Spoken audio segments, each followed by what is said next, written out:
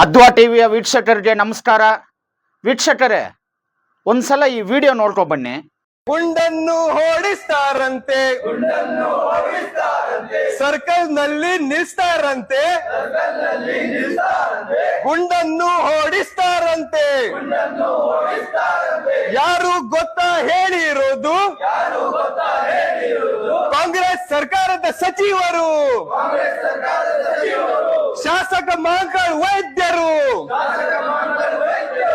Hello mister Mahakal वैद्य,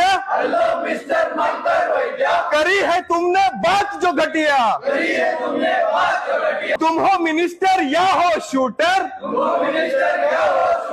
या हो RSS के लीडर।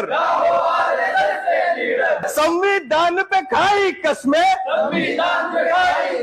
भेदभाव न करेंगे इसमें। हेलो मिस्टर महाकाल वैद्य, देखा हमने चेहरा घटिया.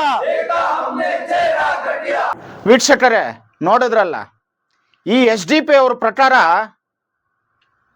ಕರ್ನಾಟಕ ರಾಜ್ಯದಲ್ಲಿ ಅಕ್ರಮ ಗೋಹತ್ಯೆಯನ್ನು, ಹಸುಗಳ ಕೆಚ್ಚಲು ಕೊಯ್ಯೋದನ್ನು, ಹಸುಗಳನ್ನು ವಿಕೃತವಾಗಿ ಸಾಯಿಸೋದನ್ನು ಯಾರು ಪ್ರಶ್ನೆ ಮಾಡ್ಕೂಡ್ದು. ಅದು ಕಾಂಗ್ರೆಸ್ ಶಾಸಕರಾಗ್ಲಿ, BJP ಅವರಾಗ್ಲಿ, JDS ಆಗ್ಲಿ, ಜನಸಾಮಾನ್ಯರಾಗ್ಲಿ, ಗೋರಕ್ಷಕರಾಗಿರ್ಲಿ, ಅಕ್ರಮ ಗೋಹತ್ಯೆಯನ್ನು ಪ್ರಶ್ನೆ ಮಾಡಬಾರ್ದು, ಗೋರಕ್ಷಣೆ ಮಾಡಬಾರ್ದು. ಕಾಂಗ್ರೆಸ್ನ ಸಚಿವರು, ಒಬ್ಬ ಕಾಂಗ್ರೆಸ್ ಶಾಸಕ ಮಹಾಕಾಳ್ ವೈದ್ಯ ಅವರು ಈ ರೀತಿ ಅಕ್ರಮವಾಗಿ ಗೋಹತ್ಯೆಯನ್ನು ಮಾಡೋರ್ನು ರಸ್ತೆಯಲ್ಲಿ ನಿಲ್ಲಿಸಿ ಗುಂಡಿಕ್ತೀವಿ ಅಂತ ಹೇಳಿದ್ರು. ಅದಕ್ಕೆ ಇವ್ರು ಹಾರಾಟ ಚೀರಾಟ SDP ಅವ್ರದ್ದು. ಏನ್ ತಪ್ಪು ಹೇಳಿದ್ದಾರೆ ಮಹಾಕಾಳ್ ವೈದ್ಯ ಅವರು? ಬರೀ ಮಹಾಕಾಳ್ ವೈದ್ಯ ಅಲ್ಲ, ರಾಜ್ಯದ ಪ್ರತಿಯೊಬ್ಬರು ಗೋಹತ್ಯೆಯನ್ನು ಖಂಡಿಸಬೇಕು. ಗೋಹತ್ಯೆ ಮಾಡೋರ್ನು, ಅಕ್ರಮವಾಗಿ ಗೋಹತ್ಯೆ ಮಾಡೋರ್ನು ಮಹಾಕಾಳ್ ವೈದ್ಯ ಅವರು ಹೇಳಿದ ಪ್ರಕಾರ ಗುಂಡಿಟ್ಟು ಕೊಲ್ಲಬಾರ್ದು.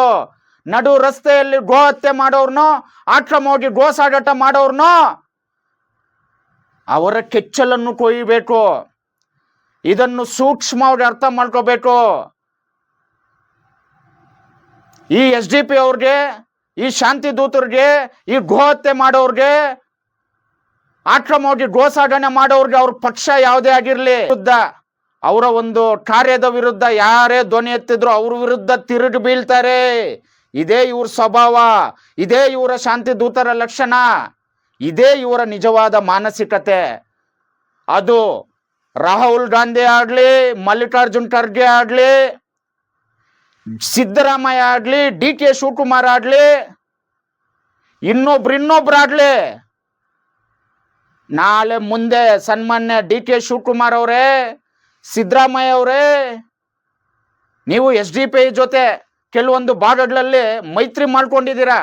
ಇವತ್ತು ನಗರಸಭೆ, ಸ್ಥಳೀಯ ಸಂಸ್ಥೆ ಚುನಾವಣೆಗಳಲ್ಲಿ SDP ಅವ್ರು ಗೆದ್ದಿದ್ದಾರೆ. ಅವರೆಲ್ಲ ಅಧ್ಯಕ್ಷ ಸ್ಥಾನ ಬಂದಾಗ ಕಾಂಗ್ರೆಸ್ ಜೊತೆ ಮೈತ್ರಿ ಮಾಡ್ಕೊಂತಾರೆ. ಆದ್ರೆ ಅವರ ಒಂದು ಧರ್ಮಕ್ಕೆ, ಅವರೊಂದು ದಾರಿಗೆ ಅಡ್ಡ ಬಂದ್ರೆ ನಮ್ಮ ನಾಯಕರು, ನಮ್ಮ ಪಕ್ಷ ಕಾಂಗ್ರೆಸ್ ಪಕ್ಷ ಅಂತ ಕಾಂಗ್ರೆಸ್ ಪಕ್ಷದಲ್ಲಿರೋರು ನೋಡೋದಿಲ್ಲ. ಮುಖ್ಯವಾಗಿ ಕಾಂಗ್ರೆಸ್ ಪಕ್ಷದಲ್ಲಿ ಇರ್ತಕ್ಕಂಥ ಹಿಂದೂಗಳು ಎಚ್ಚರಗೊಳ್ಳಿ. ಒಂದು ವೇಳೆ ಏನಾದ್ರೂ SDP ಇನ್ನೊಂದು 20-30 ವರ್ಷಗಳಲ್ಲಿ ಒಂದು ಬಹುದೊಡ್ಡ ಪಕ್ಷವಾಗಿ ಹೊರಹೊಮ್ಮಿದ್ರೆ ಆವಾಗ ಕಾಂಗ್ರೆಸ್ ಪಕ್ಷಕ್ಕೆ ಉಳಿಗಾಲ ಇಲ್ಲ. ಕಾಂಗ್ರೆಸ್ ಪಕ್ಷದ ನಾಯಕರು ಅರ್ಥ ಮಾಡ್ಕೋಬೇಕು, ನಿಮಗೆ ಎದುರಾಳಿ ಪ್ರತಿಸ್ಪರ್ಧಿಯಾಗಿ BJP, JDS ಮತ್ತೆ CPI, CPM ಇರೋದಿಲ್ಲ. ನಿಮಗೆ ಪ್ರತಿಸ್ಪರ್ಧಿಯಾಗಿ, ನಿಮ್ ಎದುರಾಳಿಯಾಗಿ SDP ಪಕ್ಷ ನಿಂತ್ಕೊಳ್ಳುತ್ತೆ ಮುಂದೆ 30-40 ವರ್ಷಗಳಲ್ಲಿ. ನೀವು ಓಲೈಕೆ ಮಾಡಿ ಕಾಂಗ್ರೆಸ್ ನಾಯಕರು ಓಲೈಕೆ ಮಾಡಿ ಕ್ಯಾಬಿನೆಟ್ ಸಚಿವರ ವಿರುದ್ಧನೇ, ಶಾಸಕರ ವಿರುದ್ಧನೇ SDP ಅವರು ತಿರುಗಿ ಬೀಳ್ತಾ ಇದ್ದಾರೆ ಅಂದ್ರೆ ಅವರ ಮಾನಸಿಕತೆ ಲೆಕ್ಕ ಹಾಕೊಳ್ಳಿ. ಇನ್ನಾದ್ರೂ ಓಲೈಕೆ ರಾಜಕಾರಣ ಬಿಡಿ.